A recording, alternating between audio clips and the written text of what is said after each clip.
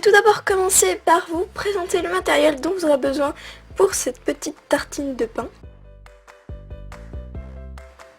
Donc j'ai tout d'abord utilisé des pastels secs, donc moi je vais prendre celles de la marque Faber-Castell. On va avoir besoin des tons ocre, sanguine, rouge, jaune, ce genre de tons. Deux outils du kit des 11 outils, un goupillon. Dites-moi si vous aussi quand vous entendez le mot goupillon ça vous fait penser au truc qu'on fait pour nettoyer les toilettes. Bref, je passe.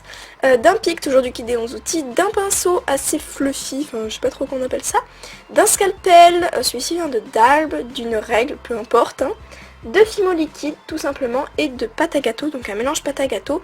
Vous pourrez trouver plein de vidéos sur YouTube pour ce mélange là. On va maintenant passer à la réalisation de ces petites tartines de pain, donc c'est parti.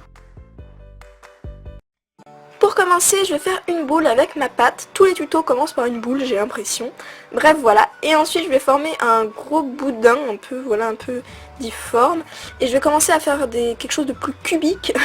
Voilà, pour faire déjà plus une forme pain, on sait pas trop ce que c'est, voilà. Ensuite, je vais prendre mon bord de table avec une règle. Attention, là, c'est hyper compliqué, je rigole, voilà, je suis chiante. Voilà, je vais mettre en fait le pain avec un petit peu en haut, voilà, l'image parle d'elle-même. Et je vais appuyer avec ma règle pour en fait faire les tracés, les encoches du pain des deux côtés. Est-ce que vous me comprenez? Et après, je vais un peu l'appuyer, enfin, je vais lui redonner une forme un peu plus jolie parce que ça fera quelque chose de très très haut normalement. Donc voilà, je vais un peu le tasser, voilà, pour faire une forme un peu plus pain comme vous pouvez voir sur cette image. Ensuite, je vais couper mes petites tranches, voilà, avec mon petit scalpel. Je fais peur, je sais. Bref, voilà mes tranches de pain. On dirait que je fais un tuto cuisine, c'est chelou. Et je vais commencer à texturer avec le pic, donc je fais des va-et-vient en diagonale, donc de gauche à droite ou de droite à gauche, on s'en fout un peu en fait. Mais diagonale, je trouve que ça fait plus l'effet mi, après vous faites comme vous voulez. Et donc voilà, je gratouille comme ça et ça fait un peu des peluches, et c'est ce qui donne cet effet mi, je trouve. Donc voilà. Une fois que c'est fait, je vais faire les bords vraiment tout en vraiment donnant des tout petits coups de pic pour faire légèrement un côté croûteux. Et avec ma brosse, je vais rouler en fait le dehors du pain, donc le dessus on va dire, pas l'intérieur. Et un tout petit peu l'intérieur pour faire quand même quelque chose de plus lisse, donc voilà. Ensuite je vais prendre mes pastels et je vais utiliser du sanguine, du marron et du ocre, que vous voyez à l'image, normalement, logiquement. Donc je vais prendre mon ocre avec mon pinceau et je vais tapoter pour pas frotter, sinon ça va enlever les sortes de petites peluches qu'on a fait tout à l'heure. Donc je tapote comme ça, voilà.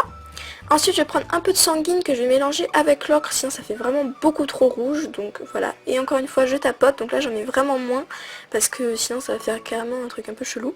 Je fais exactement la même chose sur la tranchée de mon pain, on va dire, donc je mets d'abord le ocre, ensuite le sanguine, donc là c'est pas grave si c'est un peu plus rouge parce qu'il faut qu'on fasse un effet cramé normalement. Donc là je vais un peu plus insister, voilà, avec le sanguine, donc le rouge, et ensuite avec le marron, voilà. Et automatiquement quand vous ferez le côté ça en mettra légèrement sur les bords et ça fera comme si ça avait légèrement grillé. Ah là là, l'art du grillage de pain, c'est magnifique. Donc voilà, donc je assiste bien sur le dessus, un peu moins sur les côtés et vraiment beaucoup en dessous de la tranche. Vraiment comme si on avait trop... Enfin, comme si ça avait grillé, bref, je suis chiante quoi. Voilà. J'ai du mal à expliquer ce genre de choses, je suis bête, je sais. Je pense bien à nettoyer mon pinceau entre chaque tranche de pain parce qu'on a fini par le brun et pour l'autre on va commencer par le ocre. Et voilà l'effet cuit. Je vais maintenant pouvoir passer au coulis en fait. Donc je vais prendre ma fimo liquide, je vais déposer 3 gouttes vu que je voulais remplir 3 tranches de pain. Je vais gratter mes pastels, donc j'ai décidé de faire chocolat, fraise et myrtille framboise, enfin myrtille mûre. Donc j'en mets vraiment pas mal de pastels parce que je veux que ça soit assez pâteux, assez consistant, sinon ça coule de partout, c'est horrible avec la fimo liquide. Pour la fraise, je vais mettre du rouge et un peu de sanguine parce que sinon ça fait pas réaliste. Donc là ça a complètement cramé. On dirait qu'il s'est passé un truc fantastique, genre tout blanc. Bref, et pour le violet, je mets juste le violet tout simplement. Je vais m'essuyer les doigts, sinon je vais encore une fois tâcher mes tartines de pain. Je prends mon pic, je vais mélanger, tout est logique dans ce monde. Et j'applique tout ça sur ma tartine de pain, voilà. Toujours en faisant des mouvements diagonales. Mais peu importe, bref, voilà. Et voilà les petites tartines de pain, j'espère que ce tutoriel vous aura plu et je vous dis à bientôt, bisous.